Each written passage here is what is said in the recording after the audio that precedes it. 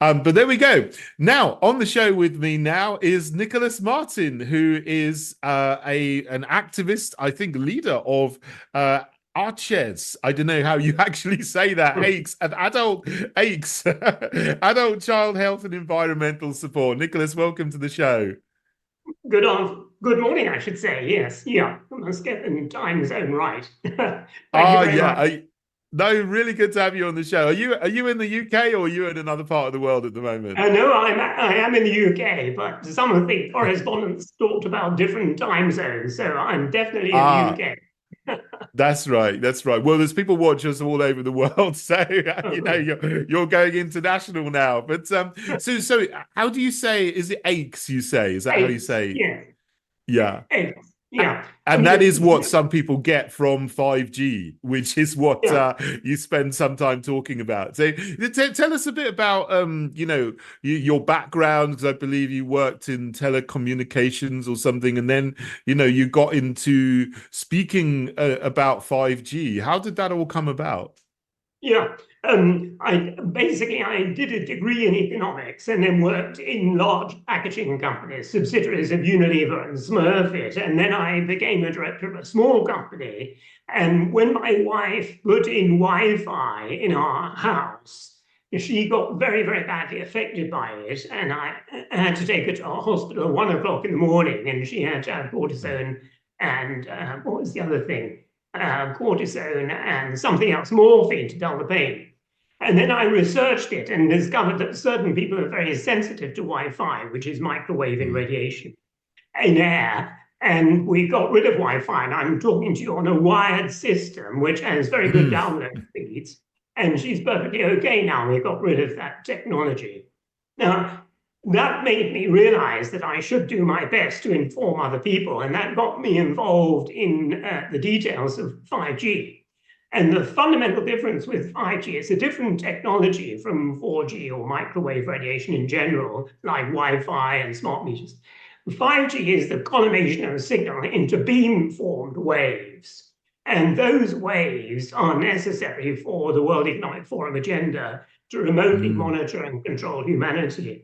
And once people understand that, they will demand the removal of 5G. And we had an event recently in London to give information out to the public, which the BBC and the mainstream media won't do. And congratulations to your program and what you do on TNT radio, which I think is a great asset to human consciousness. Thank you. Thank you. Well, I mean, everything which is a threat to human health and wholesomeness, I want to talk about and make people aware. And you're doing a fantastic job as well. I mean, like you said, you had the conference in London, which I think was very successful. But that is what, 5G is sold to us and promoted to us as something that's going to give us faster download streams. You'll be driving along in your car or on the train, and then you can watch Netflix faster and so on. But I mean, I really don't think that anyone needs any more, streaming. That's not the real purpose of it. As you say, there are this beam technology that sounds frightening, because does that mean that there will be a much higher intensity energy coming at you, without you even realizing it? Yes, you see, the fundamental thing is the government, locally and nationally, will tell you that don't worry your head about these things. Everything is perfectly safe because of ICNIRP, which is the International Commission of Non-Ionizing Radiation Protection Mm. Guidance. And guidance from ICNIRP is about thermal effects, that's heating effects. But there is a patent application from Swisscom, which is a leading Swiss telecom company, and they point out that 5G technology causes chromosome damage, DNA damage, and increases cancer risk.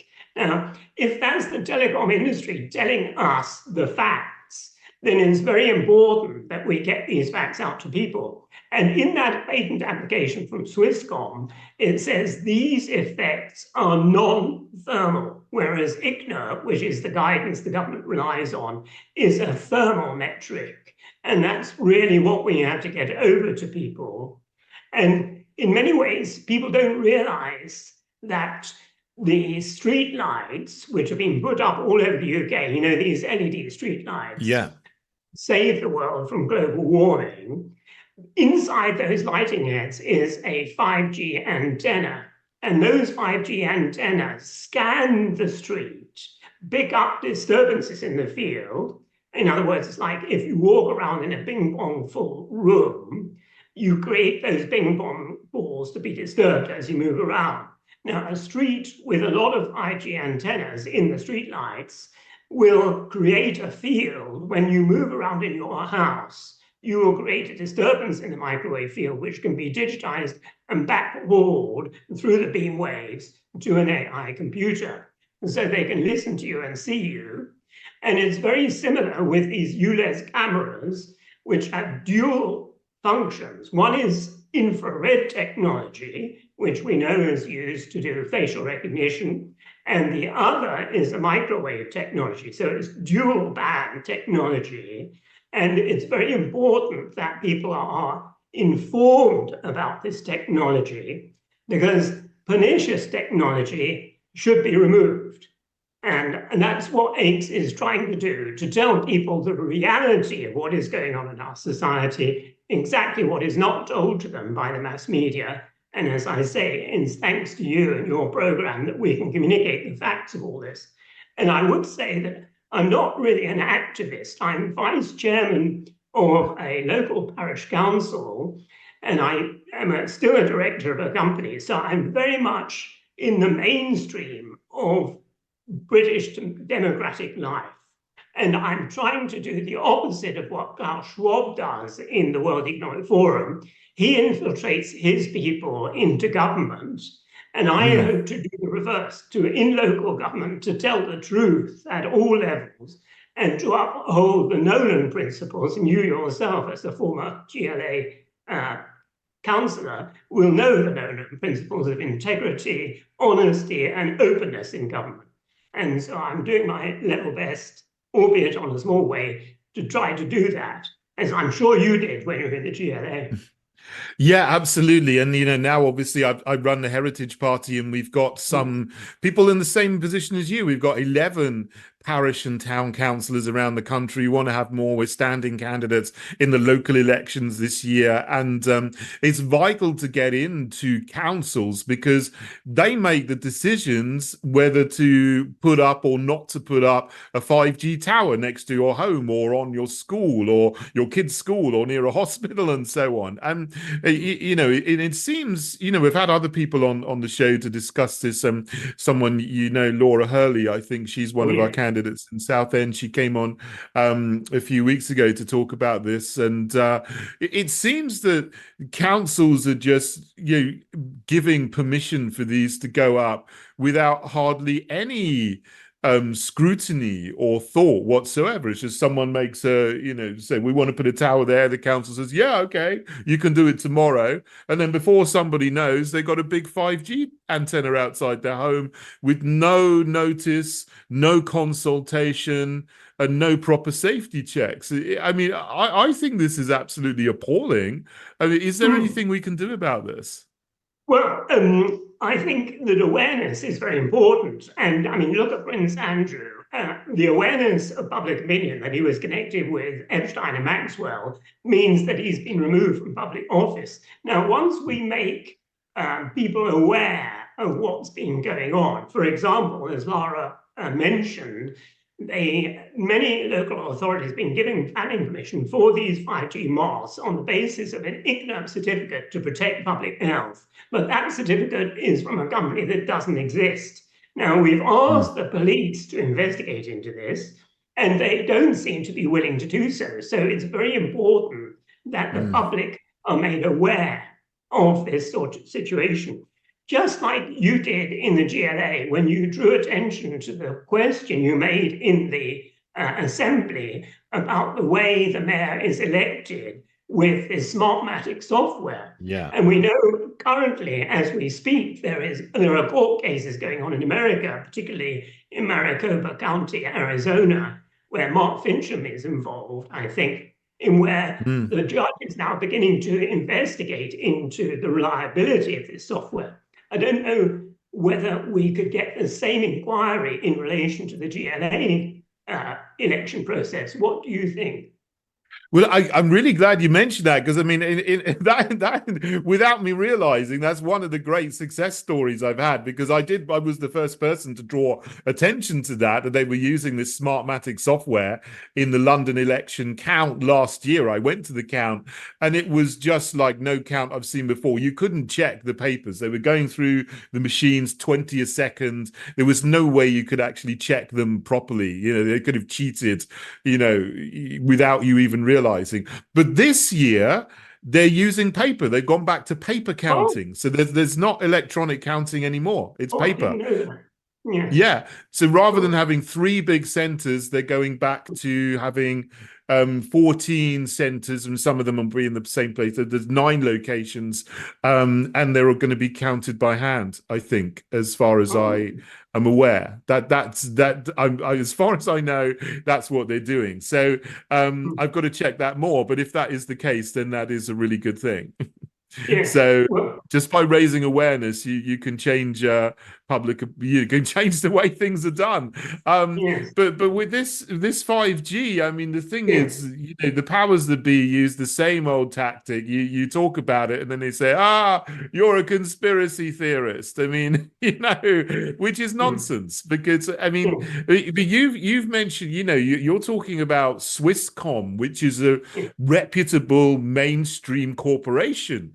And Yes. they're saying this. So I mean, if we point to this, then obviously we can't be accused of being a conspiracy theorist. Absolutely. And AIX, which is designed to try and get this information over to the public through events and through activities with local government, is going to start a new approach, which is to request whether the local authorities have conducted environmental impact assessments. Now, that is a requirement under local planning law. And Mm. I haven't seen any environmental impact assessment for a 5G MIMO mast or for the ULEZ cameras or for the MIMO masts, for the streetlights, the MIMO or the ULEZ cameras. I haven't seen a comprehensive, detailed environmental impact assessment going into the nature of the radiation involved from any of that type of apparatus. And I think what we can do is focus into these requirements to do environmental impact assessments to expose that many masts have been given planning permission on the basis of certificates from companies which don't exist, and those certificates are required, and they're Mm. supposed to prove that the technology is safe. And in one case in Bedford, not only was the certificate from a company that doesn't exist, but the applicant itself, the planning applicant itself, was from a company that doesn't exist. Now, it's just unbelievable, isn't it? It's, Absolutely unbelievable. they're taking the That's mick, really. exactly. That really is astounding. You know, I mean, I'm surprised that you don't have people in the mainstream media taking this up because I mean, this would be a scandal. I mean, you used to have investigative journalists work for, you know, I don't sort of hold the papers that they work for in high esteem anymore, but you used to have these people who would look into this and then they would make a big expose. But it seems that they're not interested anymore. And it's quite disturbing. You say the police are not particularly interested because, you know, if this is something that's going on, they're putting all these things up with fraudulent, bogus safety certificates. I mean, that is fraud. Surely the police would be interested in that. Well, I mean, you raised an excellent point because it was consultation with a retired police inspector who raised the fact that this is the use of a false instrument under the 1981 Forgery and Counterfeiting Act that prompted me to write to originally to the Police and Crimes Commissioner, then to the Chief Constable, and now I've reported it to the Independent Office of Police Conduct for them to investigate why the police are not investigating this situation. Yeah. After all, they're the only body that can effectively inquire into this, can research into this, and they don't seem to be willing to. So all of this needs to be given out to the public, you know, the nature Yeah. of our what is actually going on in our democracy. And that's why on the AICS website, we have this phrase, is our democracy real or is it an illusion? Because these Absolutely, things yeah. should not be going on. Yeah. Yes. Yeah, right. I totally agree. Look, Nicholas, we're nearly at the end of the show, but just quickly, where can people find out more about AICS? Our website is an unusual one. It is called www.aches.international. So it's not .com, it's .international. And there they can read about what we're doing. They can see the letters to the local authorities, the letters to the police, and other Absolutely. interesting. Fantastic. Well, Nicholas, you're doing great work. And thank you so much for joining me on the show today to talking about AICS and the dangers of 5G safety. Thank you so much.